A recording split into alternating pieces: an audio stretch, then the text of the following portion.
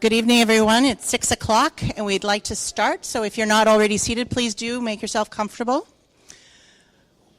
We're going to start the evening with a few housekeeping items. First and foremost, it being 2018, please, if you have a cell phone, as most of you do, put it on silent or vibrate. Please don't disturb your colleagues in the audience. Everyone wants to hear what's being said.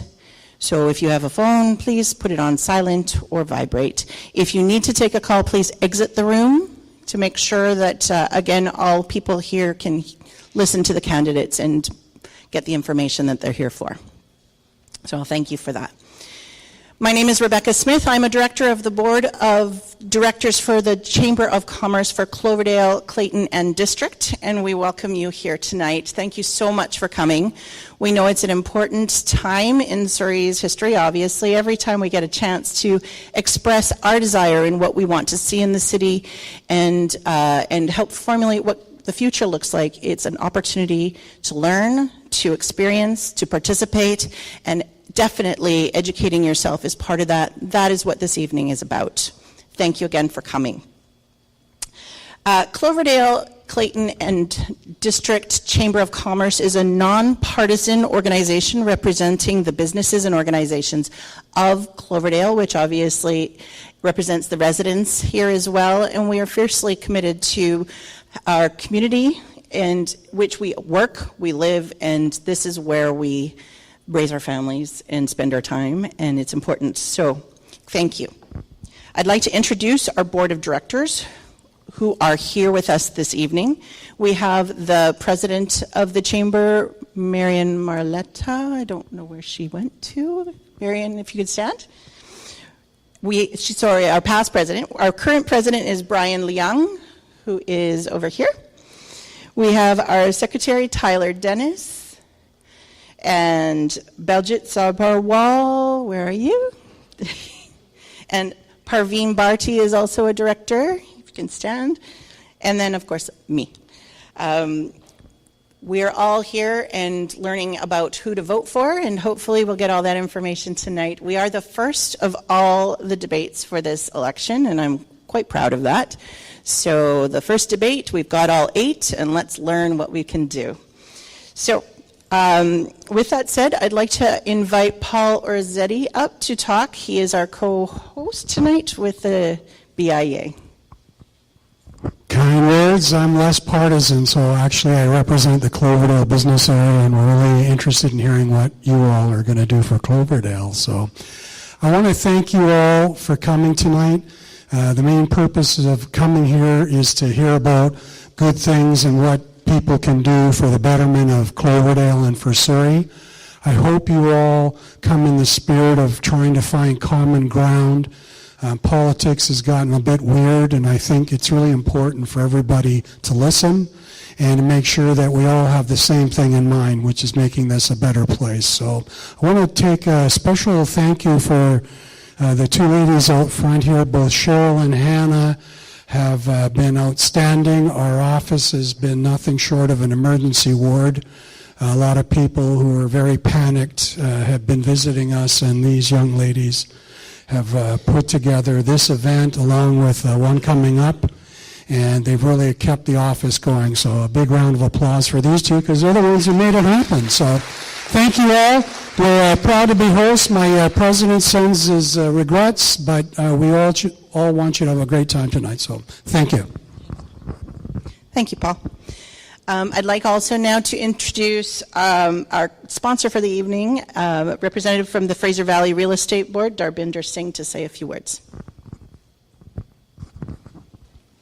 Hello, folks. My name is Darbinder Singh. I'm a realtor and a member of the Fraser Valley Real Estate Board. I am here today with my fellow realtors, Narottam, Francis, James, and Mona, who will be assisting us in this process. The Fraser Valley Real Estate Association is an association of more than 3,500 realtors in 7 local municipalities. We've been supporting election meetings like this since 2001 to help provide an opportunity for people to meet and learn about the individuals who could be making decisions which impact their future. We're also here to pose questions that we feel are relevant to the community and listen to the ideas and concerns of others. We appreciate the Cloverdale Chamber of Commerce for making it possible for us to continue to support these events, and we look forward to meeting and dialogue with you. Thank you.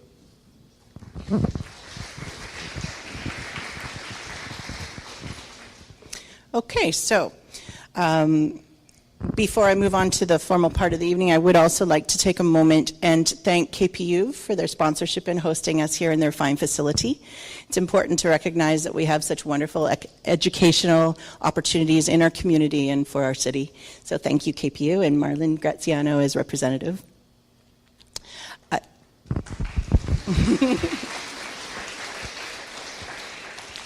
I'd also like to thank Michael Rubens and Depiction Media, who will be filming this evening. The event will then be posted on our Facebook page and our website so that those who are not able to attend tonight can participate in the evening and learn from our experiences as well. So thank you. So, to give clarity to the evening, there is a very specific structure. We have a limited time and we have all candidates here. So we want to be very, very clear that it is fair. The responses will be randomized as to who gets first opportunity and in what order they answer. Everyone will be limited to 1-minute answers and 1 minute presentations of an intro, as well as an exit statement. They will be given a warning at 15 seconds before the end of their minute. And at a minute, the microphone will be removed from them. It is very strict, it is very fair, everyone gets a chance, and everyone should have an opportunity to state their case. So please hold your applause. We'd like to get through as many questions as possible. We have quite a number of them submitted from members of the BIA, the Cloverdale Chamber, and the Fraser Valley Real Estate Board, as well as from the public. So we would like to make sure we get as much information shared as possible. That said, we will begin with giving the candidates each an opportunity to do a 1-minute introduction to themselves, and I will be drawing their names randomly from this basket to see in what order they go. So, the first person, Imtiaz Poppet.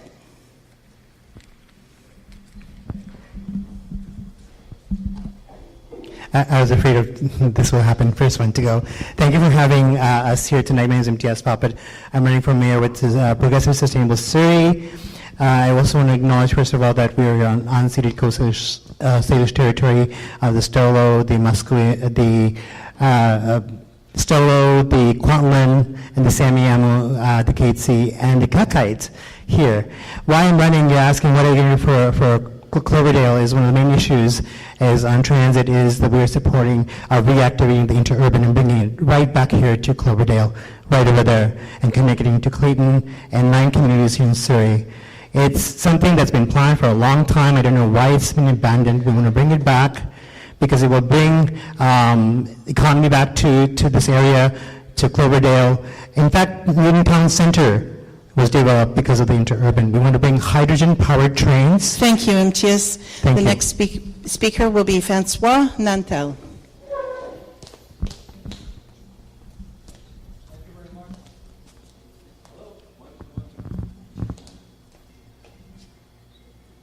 Go.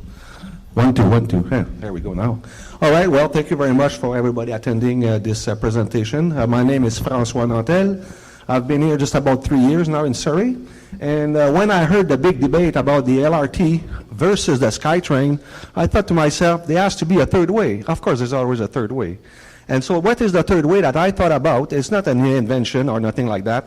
It's simply a suspended rail system which basically means that instead of running on the ground, you basically run off pylons, and the system runs under tracks. So if it snows, if it hails, if you have freezing snow, you just carry on because the rails are not exposed. And the main problem with either the SkyTrain or with LRT, which is even worse, is the thing is the rails are exposed to the weather, therefore we're going to get stuck. And I think it's not going to be a very nice ending, especially with LRT. Thank you very much. Thank you, Francois. The next speaker is Tom Gill. Good evening. In 4 weeks, the fate of the city will be decided over the next 4 years. My name is Tom Gill. I'm a chartered professional accountant. My journey began 32 years ago. I was a young man. I was 18 years old. I moved to this great city. I moved into a basement suite. This city gave me a chance. I met my wife here. I had my kids here. I've been successful here. Now it's time to give back. I've been on council for 13 years. And for me, it's about imagining our city, imagining what we can create. We want to create a 21st century city. It's about having bold vision and having bold plans. This election is about ideas, it's about our youth, it's about our young families. It's time to build civic pride in this community. Thank you very much. Thank you, Tom. Our next speaker is John Wolanski. I'm John Wolanski. I'm an independent candidate for mayor. Think of me as Captain Kirk without the Klingons. What we're going to do now is we're going to have an independent office of mayor, so I'm running as an independent candidate. I'm going to actually lobby to have the structure of council changed. So what we're going to have is we're going to have one vote per councillor, one vote per trustee on the ballot. That's all the options you have. This way we're going to take groupthink out of City Hall. Thank you. Bye. Thank you, John. Our next speaker will be Bruce Hain. Well, good evening, everyone. My name is Bruce Hain. I'm running for mayor this October, and I want to thank the Cloverdale Chamber and the BIA for hosting tonight, as well as the Fraser Valley Real Estate Board for sponsoring. You know, this election, you're going to hear a lot about different issues like SkyTrain versus LRT, RCMP versus municipal force, but really what this election is coming down to is leadership. It's leadership that we need to move us into the next decade. It's leadership with collaboration of other levels of government, with other organizations, with other groups, that we are going to actually get things done in this community. Integrity now is all about fairness, openness, and collaboration, and that's how we plan to work with the community, to work with senior levels of government in order to get the things done that we need to do. Thank you. Thank you, Bruce. Our next speaker is Rajesh Jayaprakash. Thank you all. Dear fellow citizens, it's time for clean politics in Surrey. I am Rajesh Jayaprakash, running for mayor with People First Surrey. We are running 6 people for council, and we are a true alternative to the big money slates. To demonstrate transparency, for example, we are showing each and every dollar we are getting to our website, and you can see that right now. This is how we practice values. We also have a 16-point platform that includes SkyTrain and a best network for transportation, a camera network for solving crime, address it immediately, and so on. We discuss this with public directly every day, 8 p.m. So you can just join the Facebook and talk to us any day. So that is how we do clean politics. Thank you very much. Support us. Thank you, Rajesh. The next speaker, Pauline Greaves. Thank you. I was sure I was going to go last. All right, good evening. Thank you very much for organizing this event. I'm a proud resident of Surrey, and I'm running for mayor of Surrey as a member of the Proudly Surrey slate. And as you can see, the only female representing the other half of the population. All right, I hold an MA in criminology and a PhD in education administration, and I do agree that this election is about leadership. I served as executive director of the Downtown East Side. Women's Center, and I've worked with the Elizabeth Fry Society as a policy director. I'm very much aware of what the issues are. I've worked in both social services as well as education. I'm here tonight because I represent the voice of those individuals who have not been heard, who have been calling for change. And I'm running because I am tired of the same old thing over and over again. We have a good program, and I am here to answer any question. Thank you. Thank you, Pauline. And our final speaker is Doug McCallum. Thank you very much, and I thank everybody for coming out tonight. My name's Doug McCallum, and I'm running with the Safe Surrey Coalition. If we get elected on our first council meeting, we're going to withdraw from the RCMP and form our own Surrey Police Force. We're going to cancel the light rail project, and we're going to build SkyTrain, and we're going to pause development around Surrey and turn to smart development. We're also going to give free parking to City Hall, take the parking meters away from the hospital, and we want to look and work with the government because there's a real need for a new hospital in the city of Surrey. Thank you very much. Thank you, Doug. That concludes the introductions from all 8 candidates. We'll move on to our questions and answer period, at this time, I'd like to introduce Darbinder Singh again to ask the first 2 questions.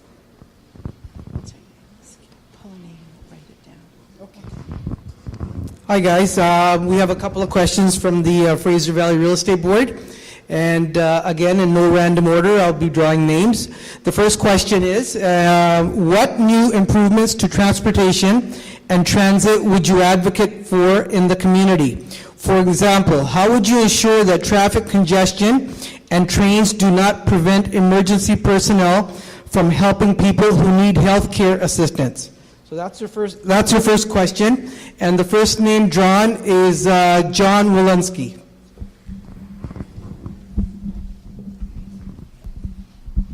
Calgary has a LRT throughout the city, and they have special gates that come down to sort of block off the flow of traffic.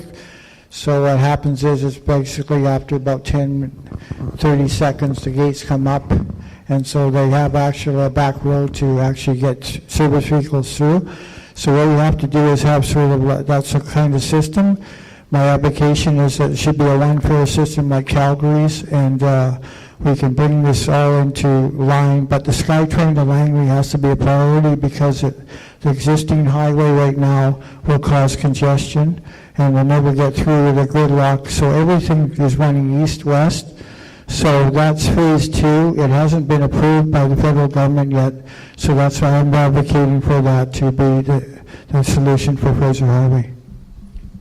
Thank you. The second name is Bruce Hain. Well, thank you very much for that. And I'm sure we're going to be talking about transit and transportation quite a bit this evening. Part of it really is a matter of getting rapid transit away from surface-grade vehicle traffic.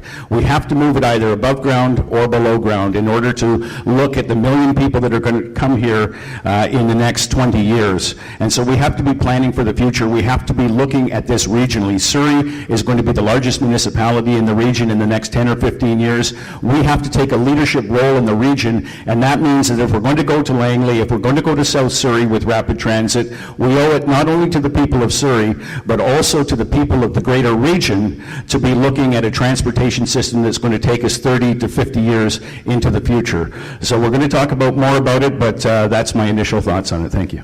Thank you, Bruce. And our next speaker is Pauline.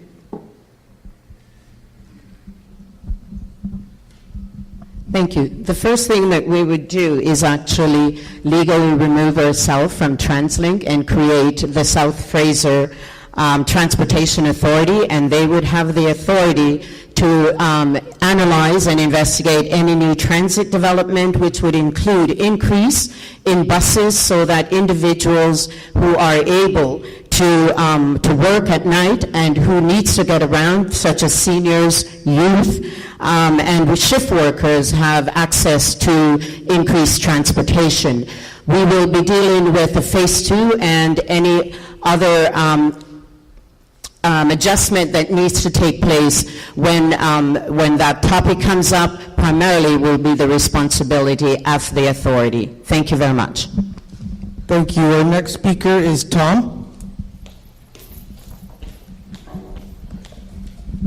So the issue we're dealing with is transit and transportation. I think that when you're looking at what the long-term vision is, the long-term vision without question is to have rapid transit in the city. We envision 150 kilometers of light rail transit in the future that will have the north, south, east, west connections. In terms of traffic and traffic congestion, there's no question the city of Surrey will be larger than Vancouver by 2040. We've got a $360 million plan over the next 10 years to ensure that we deal with the congestion problems that the city is currently faced with. That's the big capital infrastructure program that we're going to move forward over the next decade. That being said, I think that when you're looking at emergency vehicles, there's no question that having a high-level traffic management system and a world-class system in the city is most important, and that's something that we'll be implementing as well. Thank you. Thank you, Tom. And Rajesh?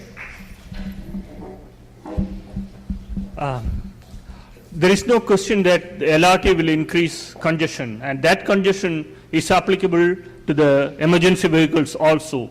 And that's one of the main reasons. The best way to think about it is Highway 15 and Fraser Highway. We are raising the LRT there. Why are we raising it? Because of congestion. So there are 82 other points the same principle applies. So why are we not elevating it there? So when we are spending billions of dollars, for example, $4 billion on a new investment, we want something new. Not make around the road and put an LRT in the middle of it. We want that money to create something new. That is why we want SkyTrain. And that SkyTrain will not cause that congestion and will not stop this will not cause congestion for these emergency vehicles. Thank you. And remember, this is something... Thank you, Imtiaz. Is there a next speaker? So what we're proposing is a 99-kilometer interurban reactivation that's spearheaded by former Langley Township Mayor Rick Green. And we're going to bring in the hydrogen-powered trams that are currently running in China. So in terms of traffic congestion, it's already a preserved track that's preserved by the provincial government for commuter rail. It's already there. So we can put it in place at a fraction of the cost of SkyTrain or LRT. In terms of the traffic congestion, it's going to have a separate track, and we're going to have emergency automatic stops like we have in Calgary or in China and other places. That's going to work well. Thank you. Thank you. Our next speaker is Doug McCollum. Thank you very much. As I said, on our first council meeting, if we get elected, we're going to cancel light rail and we're going to start construction of the SkyTrain. I've been on the TransLink board for 9 years. I was chairman of it for 4 or 5 years when we built Canada Line. And the only system that will work in Surrey with our size is SkyTrain. The first phase is going to be from our city center out the Fraser Highway through Fleetwood and Clayton to Langley. The second phase is from the city center through Newton to South Surrey. These systems need to carry 100,000 people a day. Currently, the Expo line does do that, and so the system along Fraser Highway already has a built-in capacity before it's even built of 100,000 people a day. Thank you. Thank you, Doug. And our final speaker for this question is Francois. All right, well, to get back to the potential of traffic jam with emergency vehicle, my solution, the suspended rail, works very well. But what we have to do as well, and I'm not a dictator, I'm from Montreal, and in Montreal, you know, we have what we call one-way streets. And so what I would actually entertain is have a referendum to know if the Surrey people want to operate with one-way streets. And I'll give you a quick example. If you take 128th Street and 132nd Street, if one would go south and the other one would go north, first of all, you would avoid all the left-hand turn accidents, okay? So we could talk about that a lot more, but to move on to my second idea is everywhere where you can have an actual dedicated right-hand turn lane. At corners, this is where accident happens, is where there are intersections. And so in order to avoid being nailed into the intersection, we should be able to build in many corners in Surrey, you see them all over the place, to have a dedicated right-hand turn lane. Thank you very much. Thank you, Francois. The second question from the Fraser Valley Real Estate Board is, should it be a priority for this municipality to streamline its development process to speed up the construction of new housing? If so, why, and what changes would you make? The first speaker that I have drawn is Rajesh. Thank you. I think very good question. I think our age-old issue was there was two groups fighting with each other. One is this environmental and green spaces group, and other is the building group. What we did is we combined these into one single policy. We need to build more houses. I will say a little more emphasis on the entry-level housing, so that people in the basements can get out and get their first house, and it will have a ripple effect. But we also need to preserve our environment and green spaces. So our policy on that is build up, build more, and we need to build more around the transit hub. And yeah, there is a need to speed up the process. We need to use technology for that. There's a lot more information I can say. I will say check our website. We have explained it in pretty well detail there. Thank you. Thank you. The next person is John.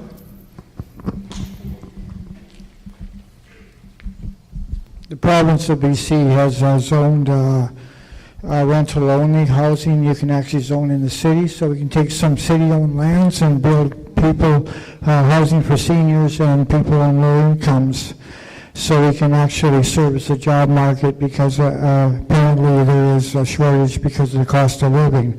The second phase is business has to have a streamlined approach to the permit process, because time is money, and this is what's probably the biggest issue, is that they have to go through this rigmarole to actually get approved.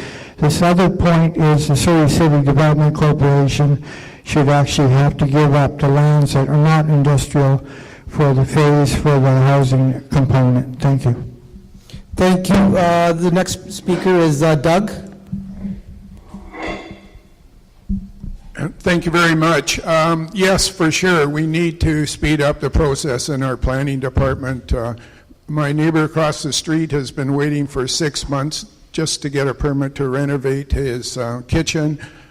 We need to speed up that process so that people, when they do come and move to Surrey, or people that are renovating, can get quick access to the planning department and get quick approval process, so that they can live comfortably in their communities and not have to wait months on end and find another place to live because their permit takes so long. So we will immediately look at all of our planning department, and with the goal of streamlining all the processes for the people of Surrey.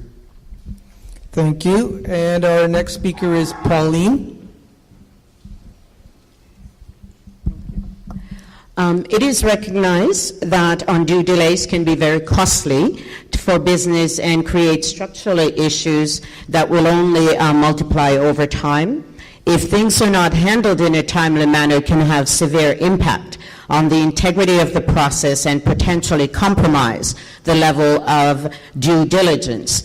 Having a system such as a project management type of system allows you to easily track information and identify critical times, so that we can put things in place that will allow for everyone to know when things are being moved through the system. It will ease up a lot of the pressures that with things sitting on the desk for a long time, especially when the public consultation is involved. The responsibilities stop with the councillors, and they have a good idea of what stage those projects are at in terms of improvement. Thank you. Thank you, Pauline. And Tom? Good evening once again. I think that the issue that we're faced with today is looking at the streamlining of the process. There's no question the City of Surrey has provided a significant amount of supply over the last number of years. In fact, we have record building permits. That being said, I think that the real key issue is to be able to process the building permits on a timely fashion. What is needed is to have a cap. What we're proposing is that within the 10 weeks that a building permit would be issued.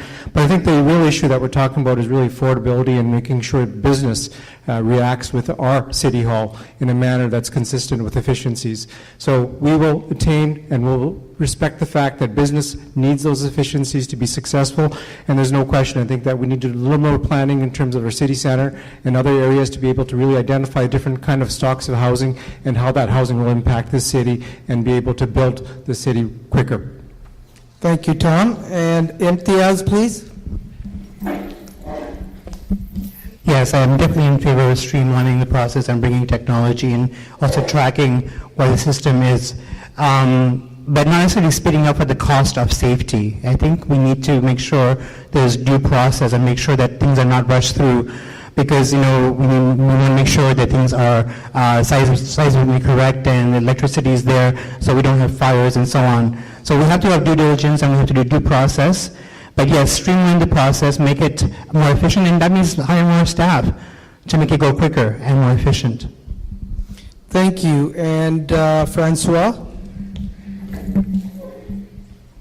Well, I think everybody would be in favor of streamlining the process. That's pretty obvious. What we need to find out as well is if the permits takes too long, is to assess why it's taking so long. Is it because lack of staff, lack of experience, or whatever else? It could have to do with engineering. There's many curveballs to be thrown in there. But first of all, what we have to bear in mind before building up and everywhere is to make sure we have the infrastructure to move the people around after it's built. Because if you build all the houses and then your infrastructure stays at the same level as before you started the building, well, guess what's going to happen? Well, it's happening right now. It's called gridlock, and it's everywhere in the Lower Mainland. So the first things first is you have proper planning, and then try to streamline wherever possible, understanding how the process is going through or not going through. Thank you very much. Thank you. And Bruce? Well, thank you. It's a complicated process, and certainly there's been more and more regulations that have been brought in by the provincial and federal governments for riparian areas, for other sediment control and things like that in the building process.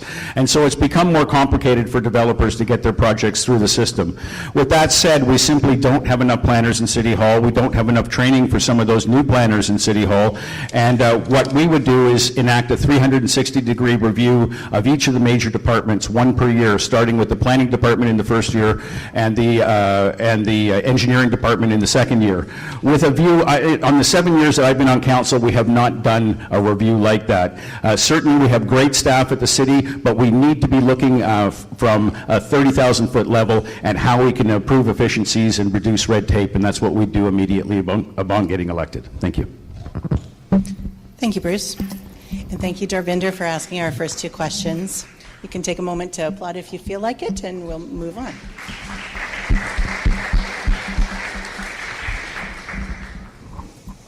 Okay, question 3.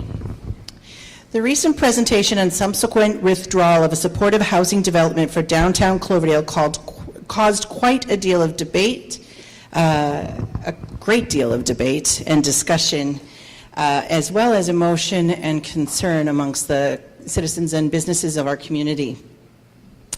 The Cloverdale citizens are asking, we'd like to talk about the future of our community and how it's determined. We ask, what do you consider public consultation, and how do you propose community development to be determined for the future? My first respondent is Francois Nantel. All right. Well, public consultation. Well, I would venture to say that a referendum is a great way of doing stuff. And what I don't understand, perhaps somebody could let me know, but there's a referendum coming up about how we're going to vote. And I was just thinking, how come we don't have the referendum as we're voting for the municipal election? I mean, who's coming up with that kind of thinking? I mean, we're going to go out to vote for councillors, for mayors, and we could have had this is all across the province, and we could have had actually the opportunity to vote in the referendum, but no, they decided to do that separately. I mean, this is actually the way of not doing proper public consultation. Proper public consultation starts like with a gathering like this, with online surveys and with a referendum. And if I become the mayor, every single election would have a referendum about whatever people want to have. Of course, provided that, the guidelines are whatever they are, respected. Thank you, Francois. My next respondent is Rajesh. First of all, I think a public consultation the consultation should happen before the decision is being made. That's the first thing that has to change. Like, what are the criteria? What's the decision to be made? What's the criteria? And in this case of Cloverdale housing, there are 4 criteria that city put forward. One of them was no zoning. But, anyway, before we go to that tangent, why no rezoning just for this? We have done a lot of other rezoning. But end of the day, public consultation should start early before the decision is being made. We are also proposing an e-vote platform in which if there is a contention of important issues like this, it can be put for a public vote. And with all this technology available today, it's easy to do. And that's the way we see things. True, honest public consultation like this, which is getting too contentious, we can go for a e-vote. Thank you, Rajesh. Our next respondent is Imtiaz. Yes, we definitely need supportive and social housing. And the way this Cloverdale issue was handled was very badly. There was a process in progress, and there was consultation, but it was abruptly ended, and I think it's very sad. I really think that we have a city council that doesn't listen. We have a lot of hearings. I've been to City Hall and so on. Hundreds of people signed up petition to stop the destruction of Hawthorne Park, but this council didn't listen. So what good is consultation when council refuses to listen? They've already made up their mind. And that's why we want to make sure that there's no one-party system. We want to make sure that if there is a diversity of parties, that people can actually work together and we can make better decisions. Thank you, Imtiaz. The next respondent is Bruce. Well, thank you. And this is a perfect example of where there simply hasn't been enough consultation. And that's why we're about fairness, we're about openness, and we're about collaboration. Because there has to be collaboration. There were 3 meetings held with BC Housing on this particular issue, 25 people maximum each. 2 of those meetings were held during a workday. That, to me, is simply not consultation. And the goalposts changed. This supportive housing was supposed to be for people that were stage 2, in other words, on their way through the continuum and on the way to recovery beyond active drug use. And then we heard from BC Housing all of a sudden that this was going to be a low barrier with safe consumption on site and so on. This is not what communities are asking for. Communities are asking to be truly consulted on issues so that they can have an input, and when the decisions are made, they're collaborative decisions. Thank you. Thank you, Bruce. Our next respondent is Pauline. I'm starting to feel that I need to stand up. Okay.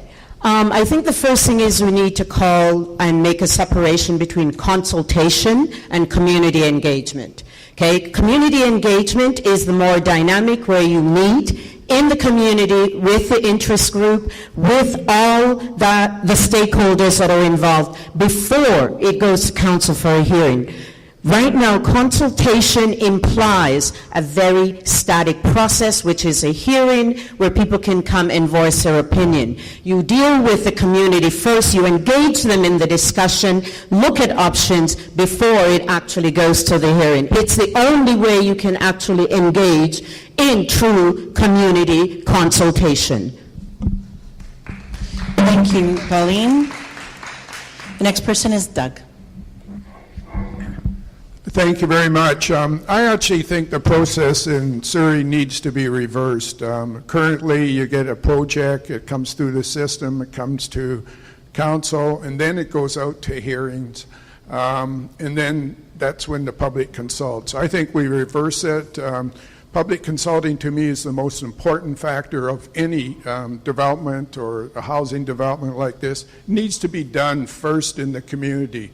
We're not there as councillors or mayors to say what we want. It's up to you people in the community to decide what you want. And so that public consulting really needs to be the first thing that happens, and then we go from that basis on. So to me, there hasn't been enough public consulting in in this particular project for sure, and we need to get the process reversed. Most important, public consulting first. Thank you, Doug. Next, we'll hear from John. I think as elected officials, we're hired to make the hard decisions. Now, what's happened here is that I'm basically a social justice advocate, but the situation is wrong. All the housing should have gone down to Colebrook Road. The impact on the business community would be that, how do you think we pay for all this? It's economic activity. So what you're going to do is screw up the town center, just destroy the town, and then nobody has any money, so there's no housing. So you got to know that the economic driver is the business. As you all know, when you go to work in the morning, that's how things get paid. Thank you, John. And last, we'll hear from Tom. Once again, I think that the most important thing is to have effective public information meetings, and that's a process. The process really is where the applicant will meet with the community, understand the community needs, and work with the community to ensure that they have an effective solution that works for all. I think that council has a role in hearing the community at the public hearing, but there's a very important process that needs to happen within the community. Not only can we involve the community associations, but the residences, but the business organizations, but certainly having that effective communication to be able to articulate what that need is in the community and what the community is trying to accomplish is very important. I think that in this particular instance that we have speaking of, there's a lot of misinformation that was given out. So I think there's an opportunity for us to tighten up some of the controls, tighten up some of the process, and make sure that the information that actually is being conveyed to the community is accurate, and allowing the community to participate and actually being able to be in a position to clarify those facts. Thank you, Tom. That's what's most important. Thank you. Our next question. Arts and culture play a major role in the character of a city. How do you propose to support and develop Surrey in this regard? My first respondent will be Bruce. Thank you. Well, for those that know me, I am into the arts, and I'm a musician and have been playing for many years, and so arts are a passion of mine. And what we really need in the community is an engaged arts community that's working with the city. We're going to need a performing arts center in the city of Surrey over time, and there's a number of interested groups that are coming to the city to look to build in partnership with things like that. And part of that opportunity is going to look at redeveloping the Cloverdale Fairgrounds, and we've talked about that in the last election, and we need to talk about it more. And what are the possibilities that we can bring, particularly to Cloverdale, with such a jewel? We have 110 acres in the heart of the city of Surrey, and what a tremendous opportunity that would be to bring an event center or some sort of a performing arts center to this region. Thank you. Thank you, Bruce. Next, we'll hear from John.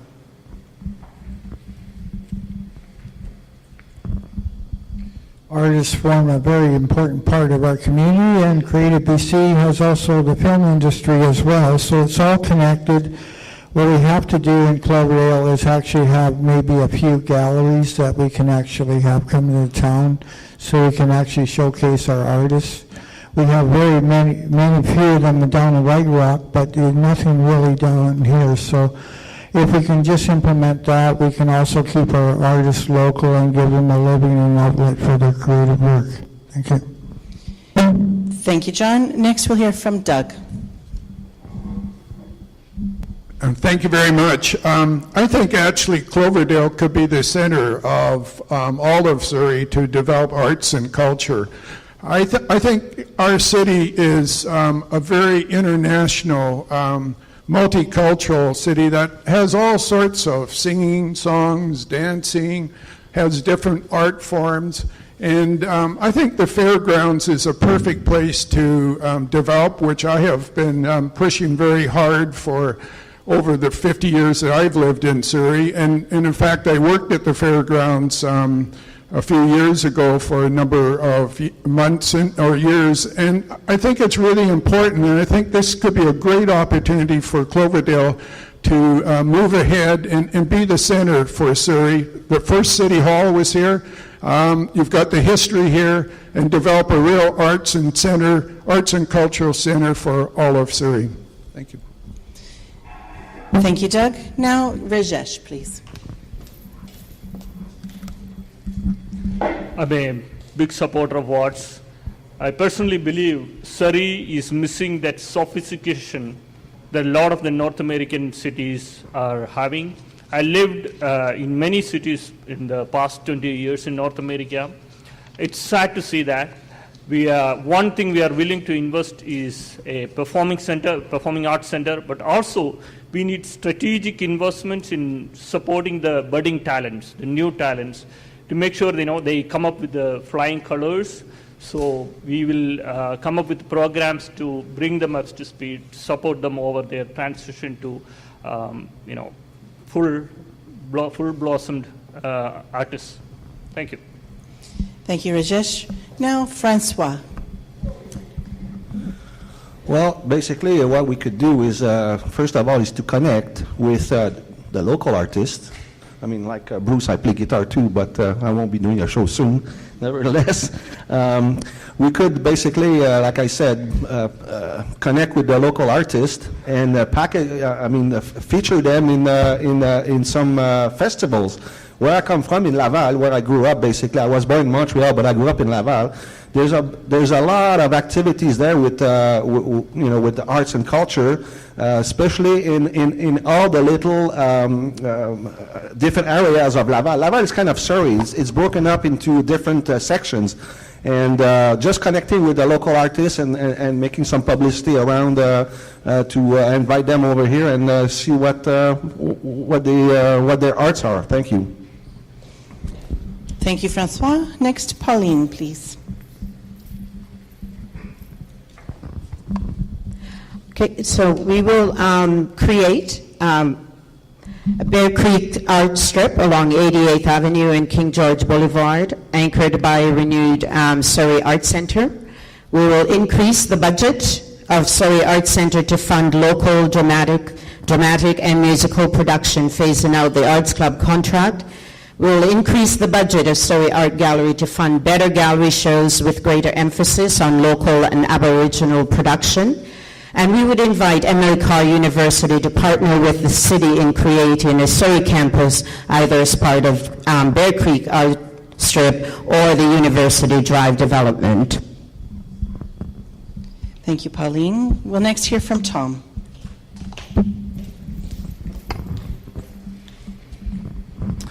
As we mature as a city, arts and culture is going to be a very important piece in terms of our culture here in the city. I think that when you reflect on what we've been able to accomplish over the last number of years, being able to have a vision to have a performing arts center in the future is very critical. You've got 102 languages spoken in this community.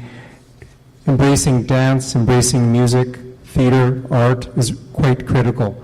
I think that when you reflect on for every dollar that's invested, you have a $7 return.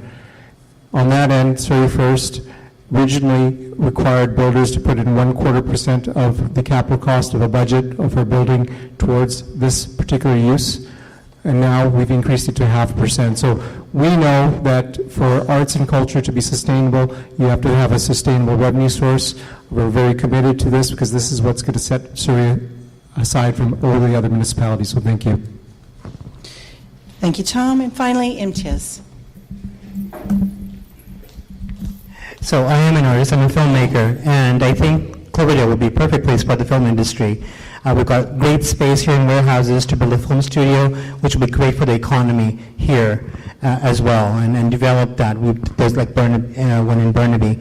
I'm also an advisory of the Surrey Museum here in Cloverdale. We need to bring that up. It's really exciting as well. The other idea I've been toying with is bringing a Vaisakhi festival here at the Cloverdale grounds.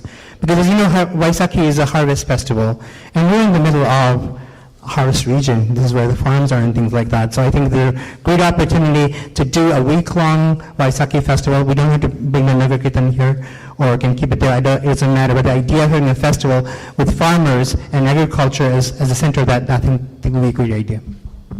Thank you, Imtiaz. Our next question. In order for a city to grow and thrive, it must support and attract a diverse business community. How would you ensure that the business community has what it needs to grow? Our first answer will come from Pauline.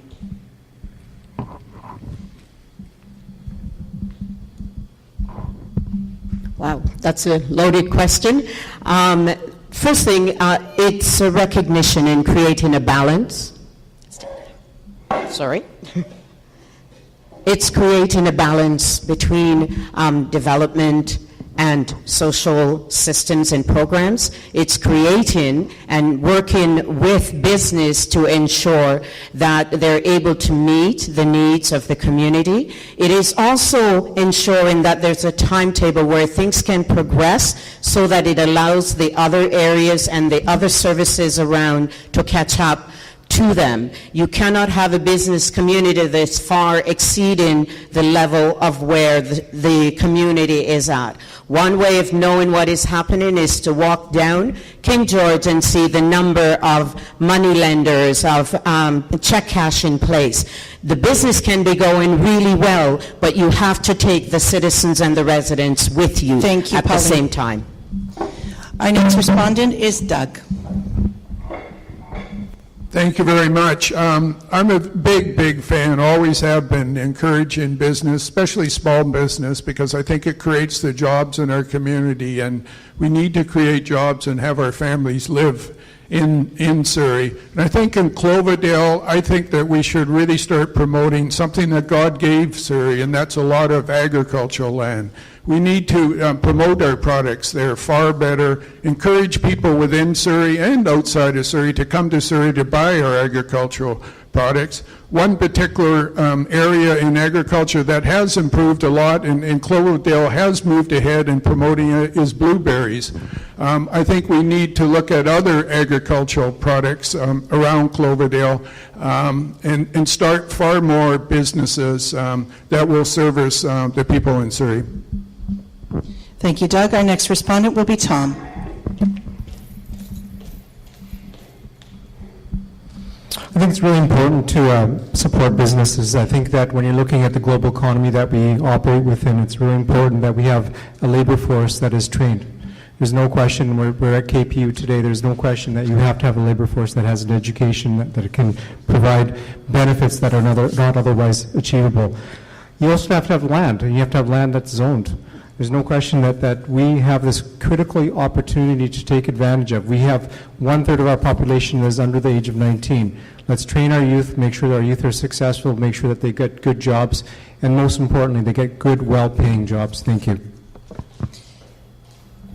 Thank you, Tom. Our next respondent is Francois. Well, for businesses to grow and thrive, what they need basically is proper infrastructure, because the last thing that a business owner wants to do or wants to have is basically get stuck in the gridlock traffic, which is happening every day.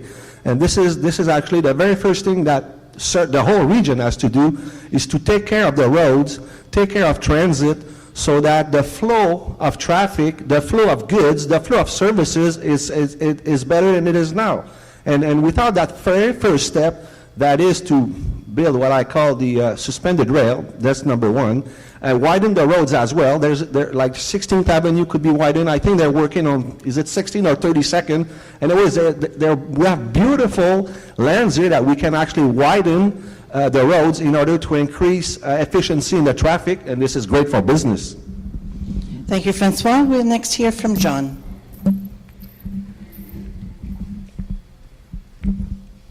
The solution's right in here in this room. We have the BIA, we have the Chamber of Commerce. That's our champions. So we're giving expanded funding, and I think down Fraser Highway we need a spur line going to Cloverdale. Going down so we actually have the town center and it can loop back so we actually have economic activity generated in the city, because it's been neglected too long, as we've heard for many, many years.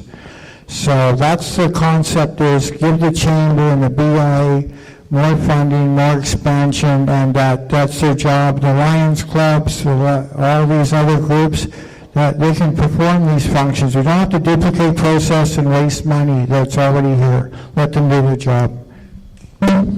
Thank you, John. We'll next hear from Bruce.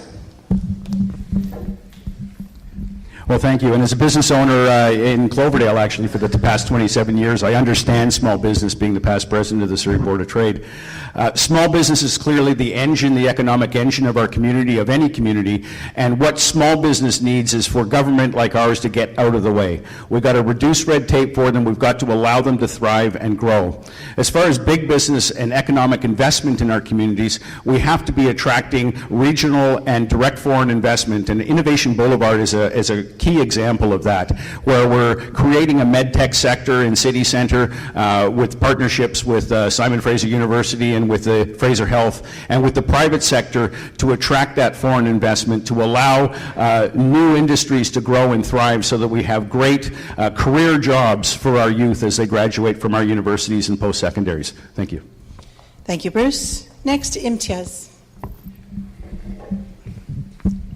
So the mission statement for Progressive and Sustainable Surrey is to preserve our ecological heritage while building a sustainable economy.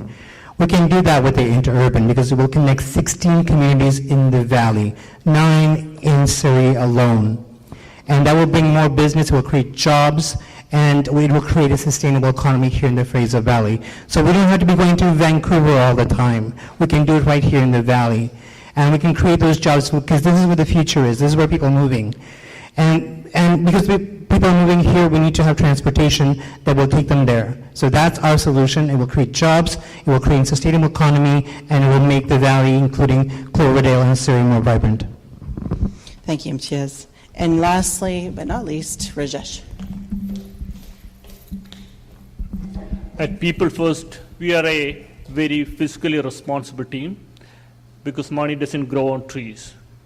The way to support businesses is not by giving discounts, but by not getting on their way and getting responses to them faster or fastest way possible.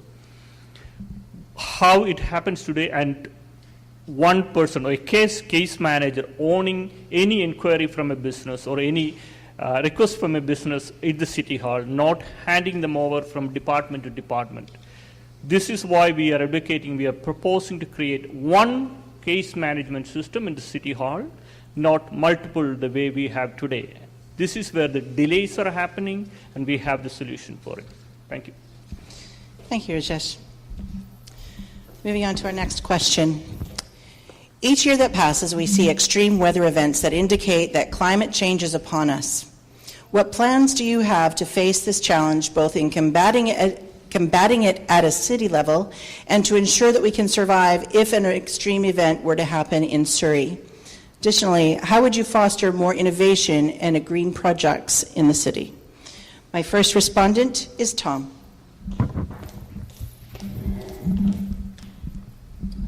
Well, climate change is a real risk. There's no question. And I think that over the last decade, the city's done an incredible job of looking at what plans we need to implement to ensure that we address these issues. I think that predominantly what we're looking at sea level rise, and we've been looking at the diking systems both on the Fraser River and elsewhere in this community. There's no question that we need to reinforce these dikes. There are several billions of dollars that need to be invested. And we also need to look at other opportunities. You know, winters have now become more extreme. We're looking at how to change our fleet to accommodate the community, looking at different technologies to ensure that we provide some level of assistance to our community in these extreme weather events. Thank you. Thank you, Tom. The next candidate is Imtiaz. Well, we have a lot of land here, particularly agricultural land, and part of our platform where Progressive Sustainable Surrey is to embrace renewable technologies, including wind, solar energy. We've got a lot of opportunity to build that to fight climate change. And we have technology that can help us deal with climate disasters and so on.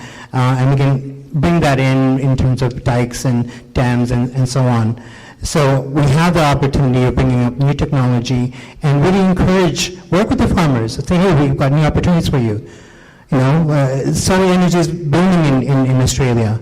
And Indigenous communities are investing in solar and wind energy.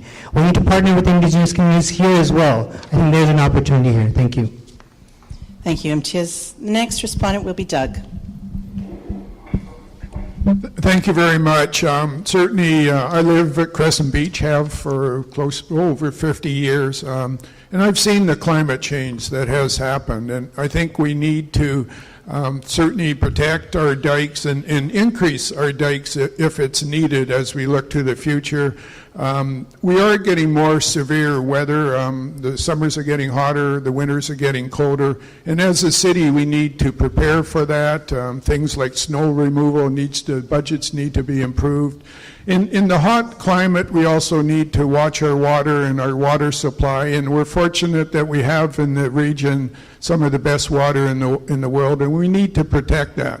The other thing that when I was mayor, we did have emergency drills at least once a year, sometimes twice a year, and a couple of them were based on climate changes and what we could do and what our emergency services can handle. And I think I would bring those back if I was fortunate enough to Thank become you, Doug. mayor.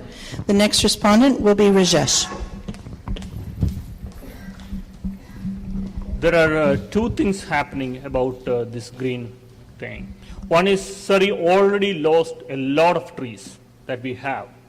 And that's the first part of our solution. The first part, we want to bring 100,000 net new trees in the next 4 years. So it's a very measurable outcome. We have a solid plan to do it. We have a lot of space to put new trees, and it will be a new investment. The second part is with the development, we are losing trees. We are growing sideways. This is where we are cutting green spaces. And we are proposing, we want to create a fractional green canopy count. This is some of the best practices from around the world per lot level. So when the development comes, we will ask, is it a neutral or is it a positive green impact? If it's a positive one, we will fast track all those development. We will support it in every way we can. If it's a negative one, we'll ask them to think about it, come back to us with some more brainstorming. So we are building that. Thank you, Rajesh. Thank you. Our next respondent will be Francois. So basically, as far as climate change is concerned, what we need is to have a forecast of what's going to happen in the next 20, 30, 50 years. I mean, climate change has always happened on planet Earth, so far as I know anyways. As far as the innovation, in Canada, we actually we don't really build our own cars here. I mean, there's some outfits, they do build some cars, but we could actually have Surrey, if not Cloverdale, because there's a lot of land here, to start building our own electric cars. This would be a great business to be had for entrepreneurs that are out there. And of course, electric cars is the future, basically. You don't have to be Elon Musk to be able to build electric cars. You just have to have the brains and the entrepreneurship. Thank you. Thank you, Francois. The next respondent is John. Part of the problem is we have Surrey has a tree replacement policy. These stick trees on the boulevards count as a replacement.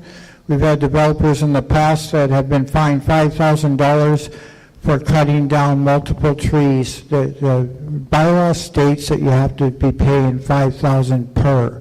So we got let off the hook. So next thing you know, the trees are gone, the lungs of the earth. That's how we're going to survive. Otherwise, we're all going to be walking around with these masks on. So you got to make a decision. We have to save some of the tree cover and the mature trees so that climate change doesn't accelerate to the point where this region becomes unlivable. Thank you. Thank you, John. Next is Bruce. Well, thank you. So what we're talking about is climate adaptation and climate mitigation strategies. And adaptation is, of course, dealing with what is currently happening, and that's our diking policies and so on that are going to shore up the dikes and make sure that sea level rise and that is not adversely affecting our shorelines. But the mitigation strategies are the ones that we can get the most wins on. And the mitigation strategies, such as like going to our biofuel facility where all the green waste in the city goes to a biofuel facility that gets turned into green natural gas and then fuels the garbage trucks that are collecting it, is really, really important, as is things like district energy. And at this point, the city's operations are getting to carbon neutrality, and we have to do that as citizens as well and start to get to carbon neutrality. So I would advocate for far more programs in this regard. Thank you. Thank you, Bruce. And finally, we have Pauline. Thank you. The first thing is to engage and support sustainable development activities, managing our green environments, have well-trained responders who are able to deal with extreme situations, have effective plans for response when situations occur, and have ongoing review of our facilities and high-risk areas, and ongoing assessment and adaptation of new technology that can be implemented when required. Thank you. Thank you, Pauline. Our next question. Drug-related crime is out of control in Surrey and impacting the safety and well-being of our communities. As we know, pot is becoming legal, we're on the threshold of it, but we need to focus on helping families and youth to make healthier choices so they can become contributors to our community. What are the plans for families raising youth to prevent kids from joining gangs and drug abuse? My first respondent will be Doug.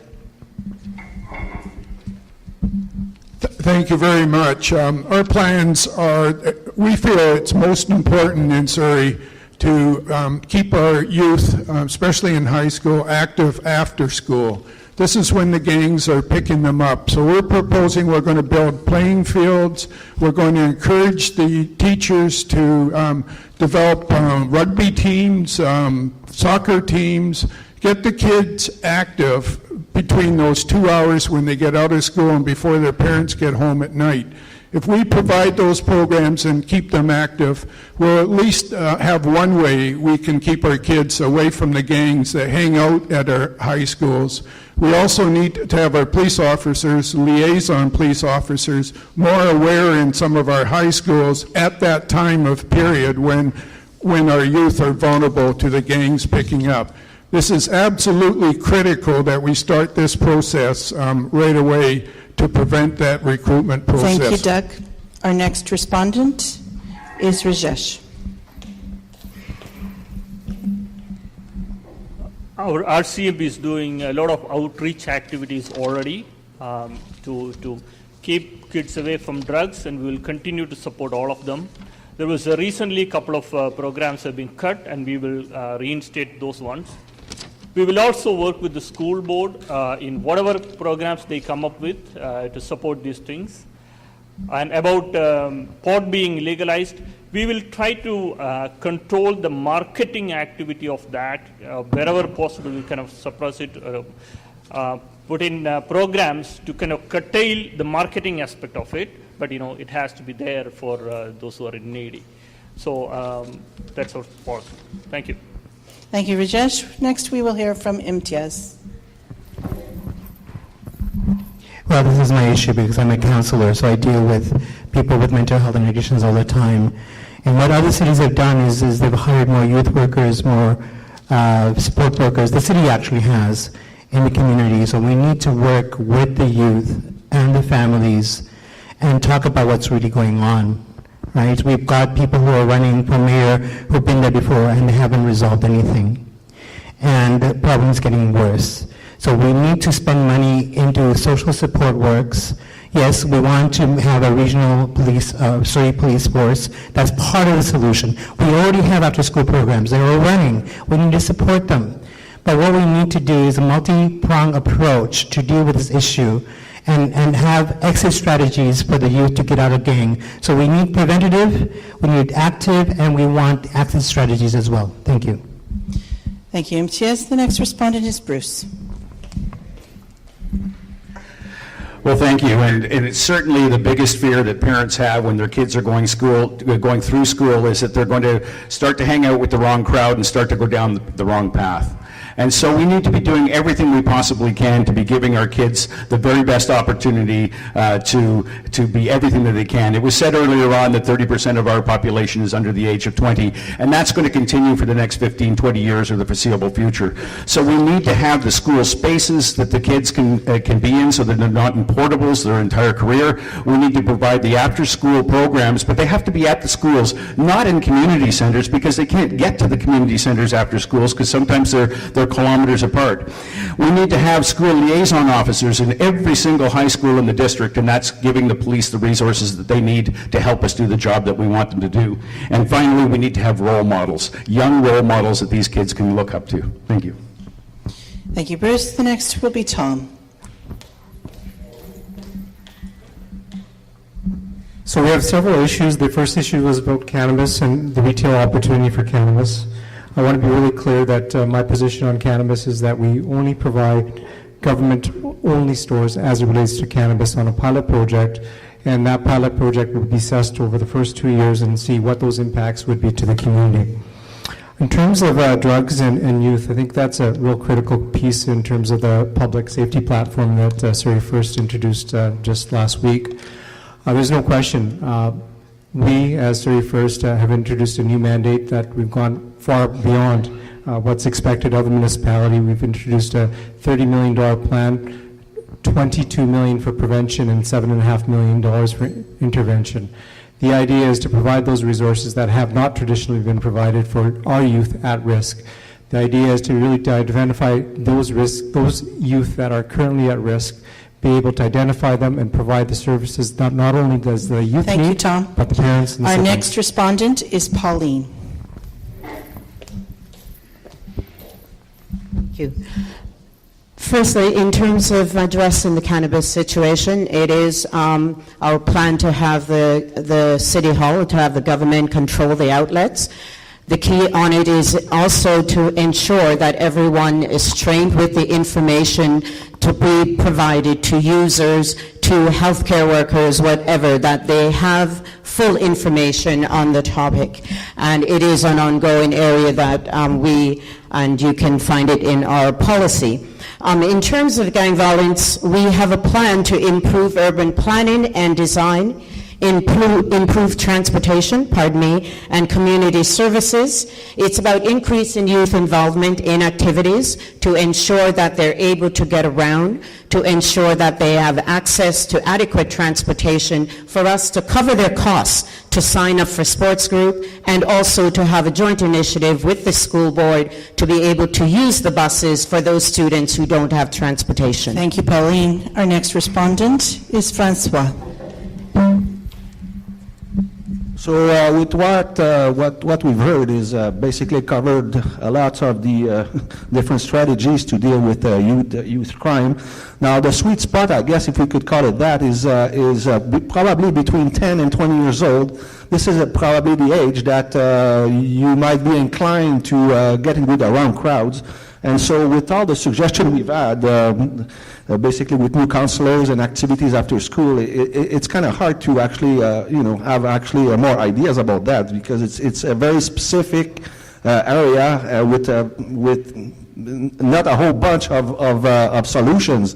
So basically, as far as the cannabis is concerned, the way I'm looking at it is go with what the federal government basically is gonna operate with their law there on, I think it's the 17th of October. Thank you. Thank you, Francois. And finally, we'll hear from John.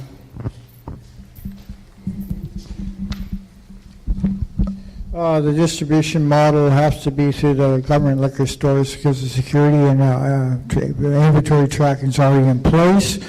The other part of the issue is that kids will probably like to join soccer teams. Businesses have long been sponsoring these endeavors. The thing is, it's a low-cost entry level to support a soccer team. Also, you have role models that are coaches. They can sort of give them feedback on what proper behavior is. The thing is, you've got to realize we're not going to save all the youth. Some of them are down that path so far. But the important thing is we have to save where we can. So we're not going to save them all. So there is collateral damage. And that's just the reality we have faced nowadays. But just try to get, if we can save whatever we can, let's just go down that path. Thank you. Thank you, John. Our next question. There is a widely held public perception in Surrey that for the last 2 decades, Surrey City Hall has been plagued with biased favors and possible acts of bribery or corruption with respect to real estate developments. In order to be fair, honest, and transparent, what steps will you take specifically to restore public confidence in this matter? My first respondent is Pauline.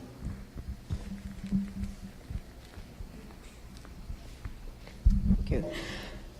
Bringing public confidence back to City Hall involve strong professional code of conduct that all employees of the council would would abide by. It is also to eliminate the silo mentality that exists within City Hall, where each person or each department controls whatever project. It is given the responsibility to the councillors who are responsible for that process. It is also to ensure that we have increased code of ethics and a process by which all individuals who have business or are potentially going to be in conflict with any process that is engaged in City Hall, that they declare a conflict of interest and is not involved in the process at all. Thank you, Pauline. We'll next hear from Rajesh.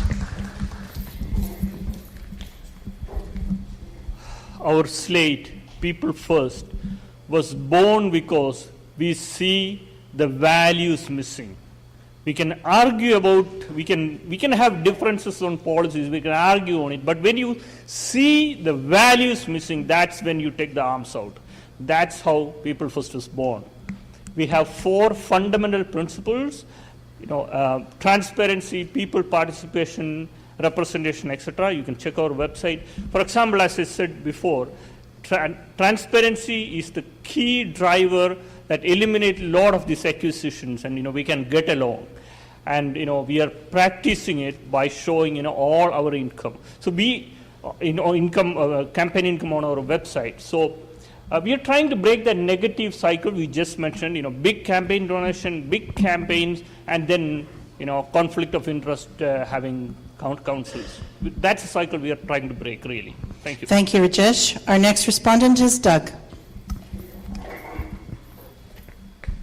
Thank you very much. I think it's a real problem in our city hall, and actually Safe Surrey Coalition just sent a press release out today that if we form government after October the 20th, we are going to set up an ethics commissioner, an independent ethics commissioner that will have, the public will have full access. That commissioner will be independent and report to the province on any ethnic violations within the city, and will issue public reports at least twice a year. I think it's important that we make sure that all the processes in our city hall are open to the public, and that the ethnics of all of our departments is fully compatible with what the people of Surrey want to see. Thank you, Doug. The next respondent is John.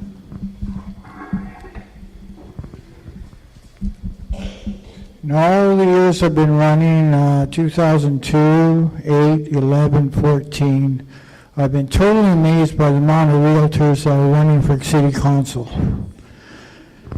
Now, we just got to look at the optics right now. Also, we have Paul Hilton running for TransLink, which he's going to be able to look at those little developments and say, hey, this goes there, and then this is all fine and dandy, but you know how bad it got? Back in 2014, and then I found out that in the end, it got so bad in Surrey, even Bob Burris became a developer. Thank you. Thank you, John. The next respondent is Bruce. Well, thank you. And those kind of accusations and those kind of rumors are very troubling for somebody that is prides himself in integrity, and that's why I started Integrity Now, because we're about fairness, we're about openness, and we're about collaboration. And fairness at City Hall, whether you're developing a 2-lot split or a 30-story high-rise, is incredibly important. And that's why I said earlier that we would be instituting a 360-degree review of each of the departments, particularly planning and engineering. And part of that is to ensure that the processes that are in place are there to be fair to everybody.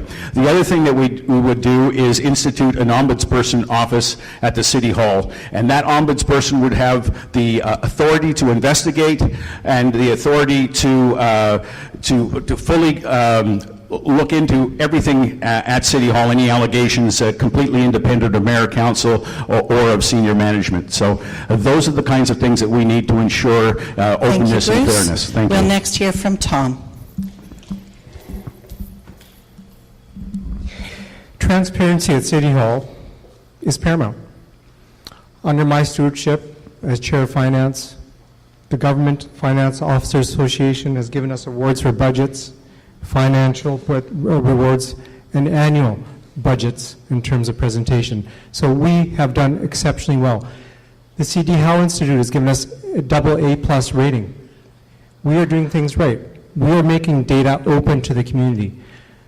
As part of my mayor's office, we will also ensure that fairness is going to be provided, whether it's a developer, whether it's a builder, whether it's a consumer.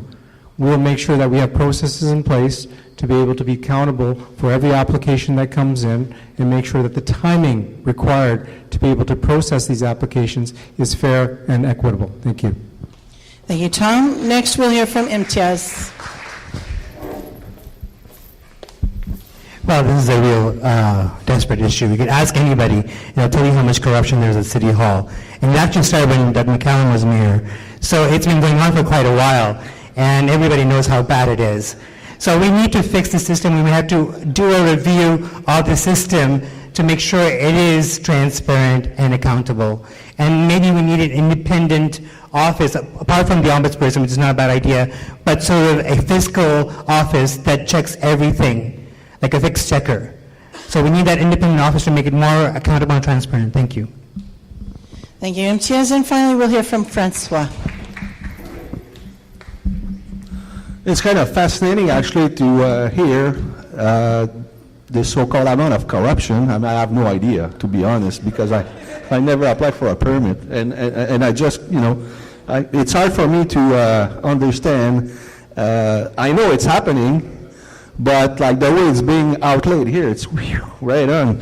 Anyways, so the transparency, I'm thinking, if we are elected for the people, why aren't we not transparent? Because if we're not transparent, that means there's some shenanigans happening there.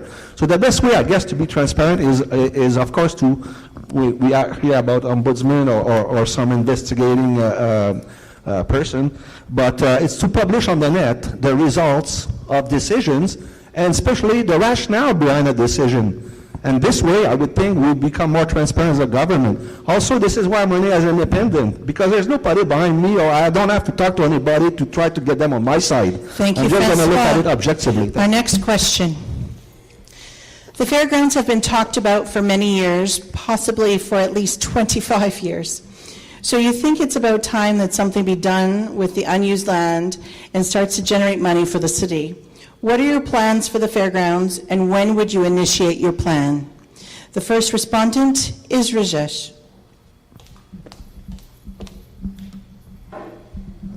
We are not at that level. We can say that this is our particular plan for fairgrounds or any piece of land. When we talk about what we are talking about is policies at a much higher level than action at the individual pieces of item. So sorry, as of now at this particular thing we don't have any specific plan. Thank you. Thank you, Rajesh. We'll next hear from Doug. Thank you very much. I think the fairgrounds are a jewel in Surrey. They always have been. I was CEO of Harness Racing BC for a few years ago, and I appreciate the fairgrounds and what they offer. There's a lease with Great Canadian Casino that is actually coming up fairly soon, and it gives us a great opportunity to look at our fairgrounds and redevelop them. And we don't need to redevelop them like currently, where there's a road that's going to go right through the middle of it. That doesn't make sense. We need to have the fairgrounds where people can enjoy activities, they can come together to celebrate. I mentioned earlier the arts and culture. We can make the fairgrounds literally the center of that for all of Surrey. We need to redevelop it and really have a plan for the fairgrounds, and we need to do it now, because Surrey and especially Cloverdale is starting to grow, and it's energized right now. Our next respondent is John. My first priority, year one, is an indoor pool for Cloverdale. Replace the Greenaway little Dippy's pool, and we can start from there. The other thing is Abbotsford has a TradeX, and we also have a performing arts center. I think the TradeX building can be retrofitted to accommodate that, so we can actually have people come and see concerts and stuff like that and do trade shows, so we can drive the economic engine of Cloverdale. It's not hard to figure it out. The interurban line should have been kept going, but since it caught up since 1950, we have a great economic driver and running the people back and forth, and they all visit here. We have a great city here. We just need to do a little bit of tinkering to bring it up to code, and then we can just carry on with the rest of it. Okay, all you guys get up behind the bus. We're going to go for this. Thank you. Thank you, John. Our next respondent is Francois. So the fairgrounds, to be honest, I haven't really been thinking about that too much. But where I come from, like I said earlier, we have huge parties that are regrouping neighborhoods together. And this would be possible, of course, to do here. And at the fairgrounds itself, we could have bands, we could have artists displaying their paintings or their sculpture or whatever they do. But it's to be in touch with the communities around Surrey and bring to a new event in the fairgrounds. Thank you. Thank you, Francois. Our next respondent is Bruce. Well, thank you. And those that remember 4 years ago in the last election, it was one of the things that I was really pushing for was a redevelopment of the fairgrounds. Unfortunately, once we got elected, I certainly didn't seem to get the support of the mayor to move forward with that study. But I'm very committed to the redevelopment of the fairgrounds. We have a jewel of 110 acres right in the heart of Surrey. There are so many things that we can do with it. And if we have a large multi-purpose building, we can have centers for sports excellence, we can have concerts, we can have consumer shows, and we can be animating that space every single day or at least every single weekend to be bringing people to our community who are then going to be having spin-off economic development through purchasing in Cloverdale and so on. So it's a real jewel and we need to do it right. And I think we need to also take a very close look at what the long-term future of harness racing is, because that's going to really dictate the land use on the fairgrounds for years to come. Thank you. Thank you, Bruce. The next respondent is Imtiaz. Yeah, it is a jewel, and I think we have an opportunity to make that fairgrounds here. I used to pull right across from it in our cremations, and I moved. But yeah, we can make it like the PME, right? You can develop it. It's got so much facility there. I already mentioned the idea of bringing a movie studio there. And I think the idea of a Vaisakhi festival makes a lot of sense throughout the year. And, you know, if John's right, like, you know, if we had the interurban going, then economically we would have been better off. So let's bring the interurban back, and we'll bring it to the fairgrounds. And, you know, maybe we can bring the peony here, because it's a great opportunity here. The fairgrounds is there, and we can do a lot more to bring it to Cloverdale. Thank you, Imtiaz. The next respondent is Tom.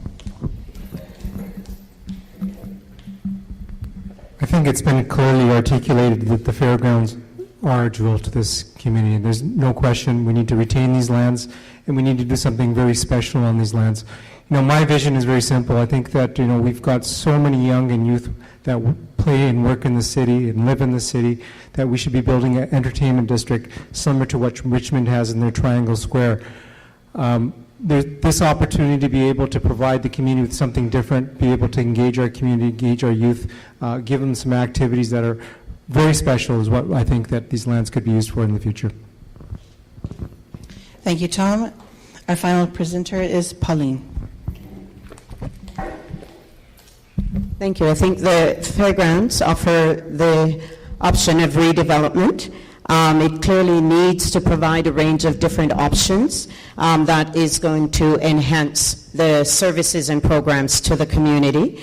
Of entertainment space, which has been talked about, but also want to also consider about mixed-use buildings in terms of both entertainment or workspace, but also about housing. We do have a housing shortage. This is an opportunity that we could look at some mixed buildings and allocate space for youth. Either youth activities, community activities will also ensure that the space is used adequately. Thank you.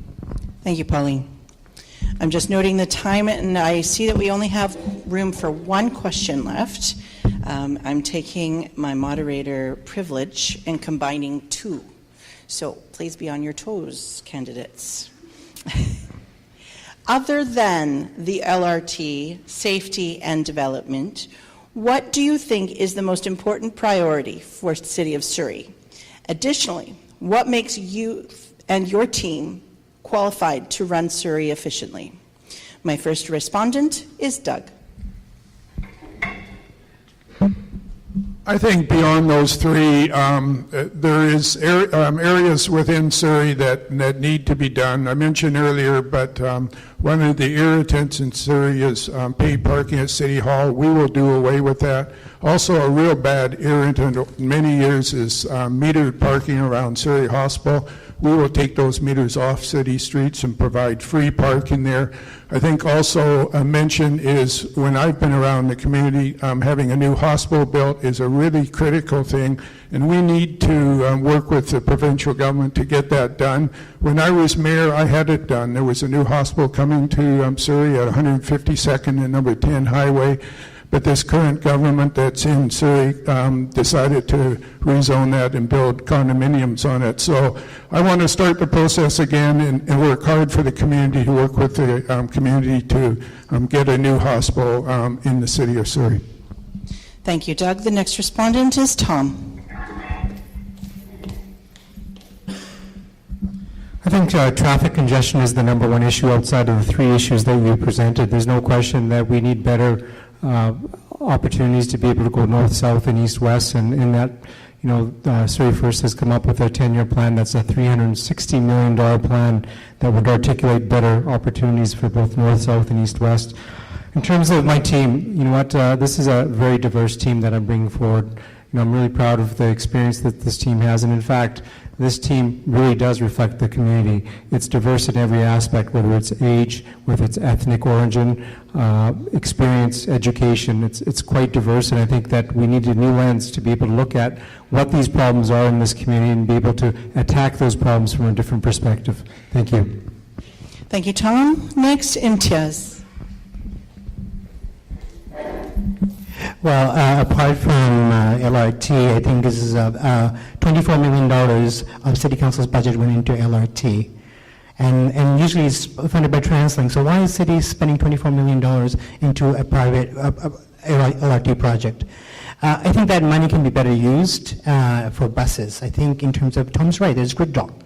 We need more buses. We need the interurban, which will connect 9 communities in Surrey, 16 communities throughout the valley, and the money saved can go into buses. We really need more buses. It's vast. Surrey is big. We need more buses, and that will get people out of their cars and connect communities and get people where they need to go safely.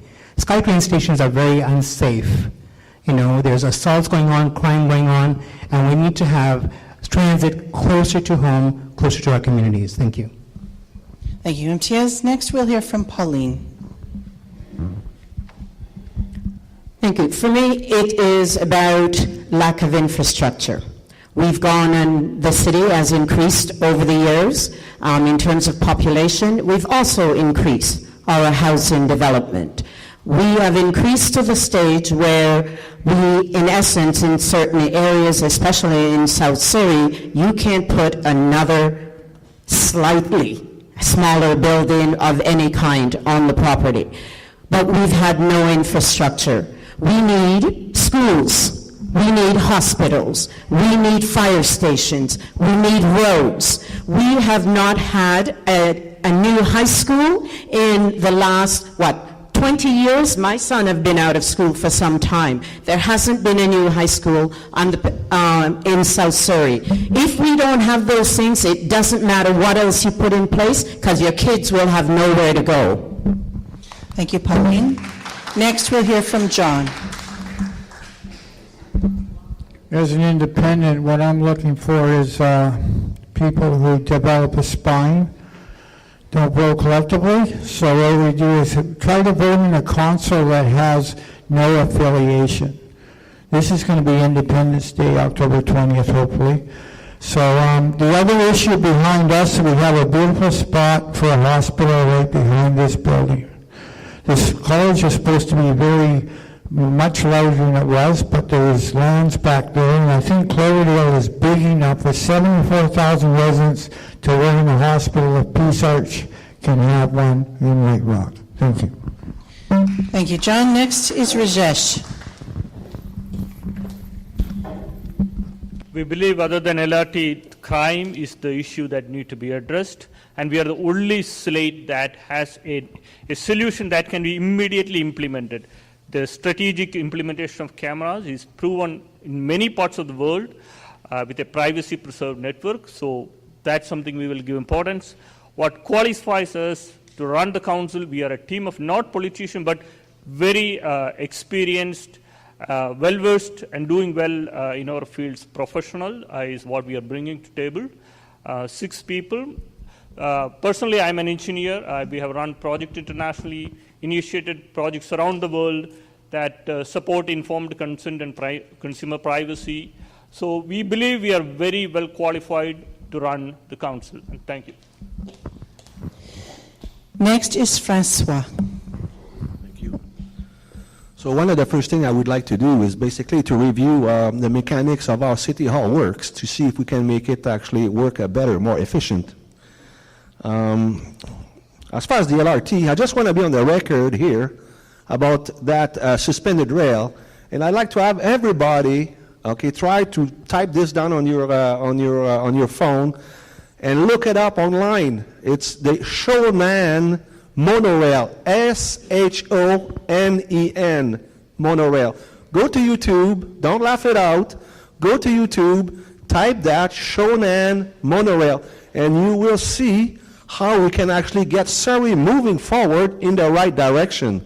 I mean, it's incredible. This has not been implemented in the country here. Such a huge country, and we end up in gridlocks every single day. It's just madness. Let's go. Thank you, Francois. And finally, Bruce. Well, thank you. In addition, of course, to public safety and to transit, I think the real issue for so many of us is quality of life, and Pauline did touch on it. Quality of life. We are being asked as a municipality through the regional growth strategy and through projections to take hundreds of thousands of new people over the next 25 years. But whether you've been here 5 years or you've been here 10 years or you've been here 2 generations, what we can't allow is for our quality of life to go down just because we are a growing community. And we will continue to grow. So what we need is new relationships, and we need the leadership to have those new relationships with the Ministry of Health, with the Ministry of Education, with the Ministry of Transit, with our police force, the RCMP in Ottawa. We need the leadership that is able to go to these senior levels of government and have those relationships that say, we are growing, we come along as a willing partner and give us the infrastructure and work with us on the infrastructure that we need for the quality of life that we expect as Surrey residents. Thank you. Thank you, Bruce. That concludes the question and answer portion of the evening, and I thank you all for your really polite and measured listening skills. It's amazing. Thank you. Give yourself a hand. So at this point in time, we're going to give each candidate 1 minute to share a closing statement. They can choose to present their platform, a specific idea, to rebut another candidate. It is their choice. They are given 1 minute only, and they have been drawn again in a random order. The first person to commence will be Tom.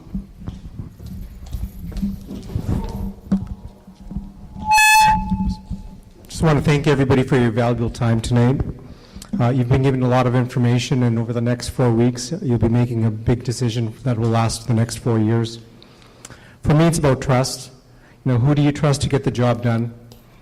Who do you trust to tell you how it is? For me, I want to imagine building a new city, building a 21st century city. We're doing that right now. We've got this great opportunity to be the leaders in the world.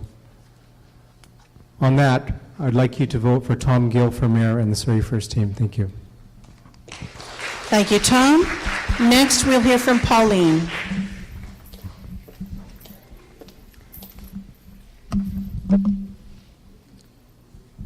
Thank you for giving us your time tonight.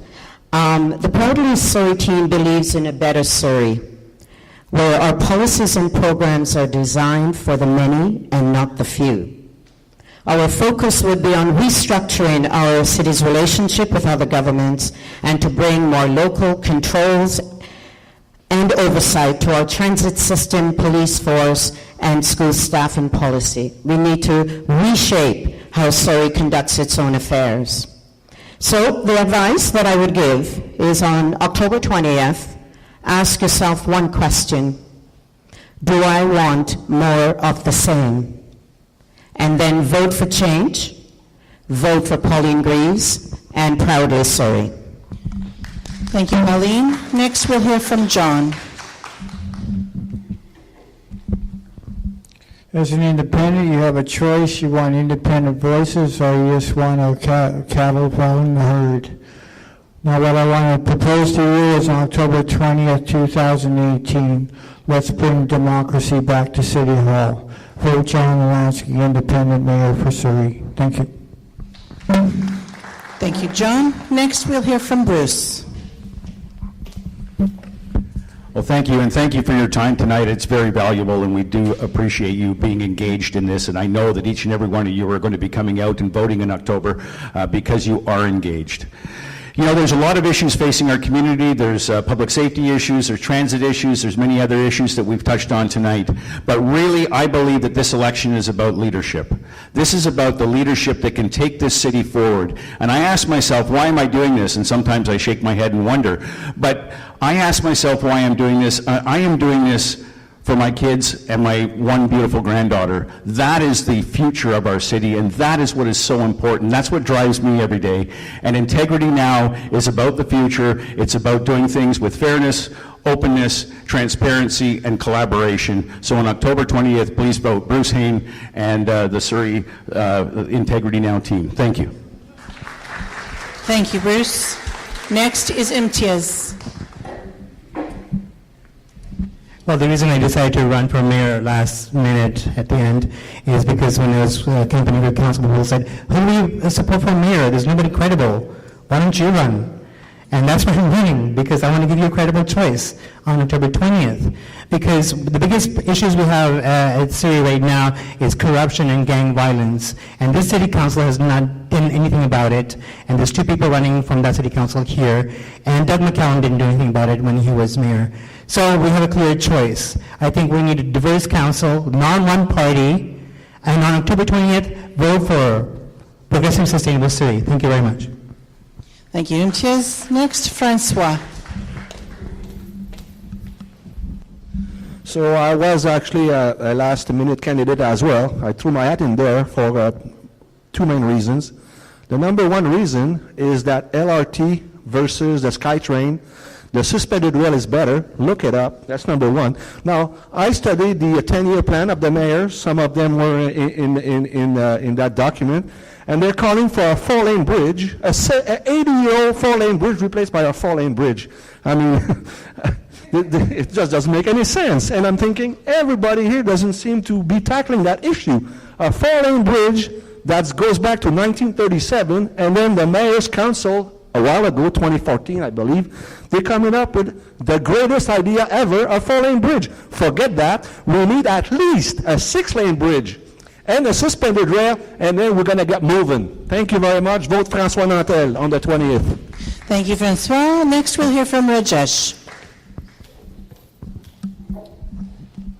Dear fellow citizens, what we are trying to do is bring a very fundamental change in Surrey. We are trying to break a negative cycle of big campaign donations, big campaigns, and council with conflict of interest. So we are a band of non-politicians, professionals trying to run the city. So support us, do some research on our slate, People First Surrey. You will be convinced that we are the real change. All you have to do is get out of that mental block of voting the big money slates. And you can talk to us any day, 8 p.m. on Facebook. So we are making ourselves available every day to talk to you. Thank you. Thank you, Rajesh. And finally, we'll hear from Doug. Thank you very much. I just want to thank each and every one of you for coming out tonight. I want to thank also the Chamber, the BIA, and the Fraser Valley Real Estate Board for sponsoring this. I want to talk just briefly about our Safe Surrey Coalition. It certainly, in my opinion, in my life in Surrey, was the finest group of people I've seen put together for council. They represent all of Surrey. They're equal women and men. There's doctors involved, lawyers, community workers, a retired RCMP officer, carries all over all the professions. They have all lived in Surrey for 10, 15 years. They're very involved in their communities, and I'm especially proud because it is a mini ward system and they represent all the small communities around Surrey.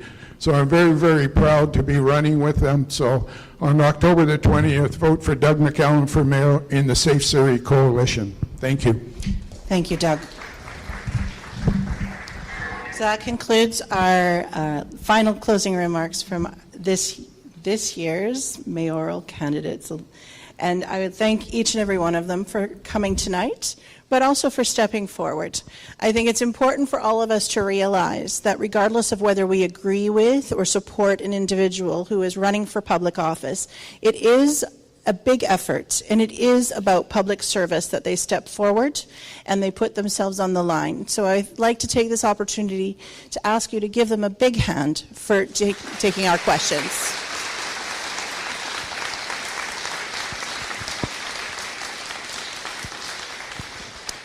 I also want to make note that not only are politicians in public service, but so are the Chamber of Commerce, the BIA, our KPU is about educating our public and our communities. Fraser Valley Real Estate Board serves the public, as well as all of our members and member organizations of the Chamber. It takes everyone in a community to make a community grow and thrive and a safe and welcoming place for people to live and enjoy and raise their families, spend their lives. Each and every one of you, regardless of whether you are a public figure, a business person, or simply a resident living your life, you make a difference in Surrey. You make a difference to each and every one of us, and it's important that we recognize that. And part of your duty in doing so is to get out on October 20th and vote. Take the information you took tonight. You heard plenty of different opportunities, different platforms and ideas, opinions, and it's up to you now. Do your research, think it through, make a measured decision, and put your X where it belongs on that ballot. Now, not only should you be paying attention to the mayoral candidates, but you should also look at who the councillors are, what each and every one of them stands for, what their records are, and what they're putting forth to you. It is up to you to craft the city council, the mayoral office, and our school board into the image that you want for Surrey. Not just for today, but for the next 4 years and into the future. Within the next 10 years, Surrey will be the biggest city in British Columbia. Let's make it the city that we want. I thank you very much for tonight, and make sure you go out and vote.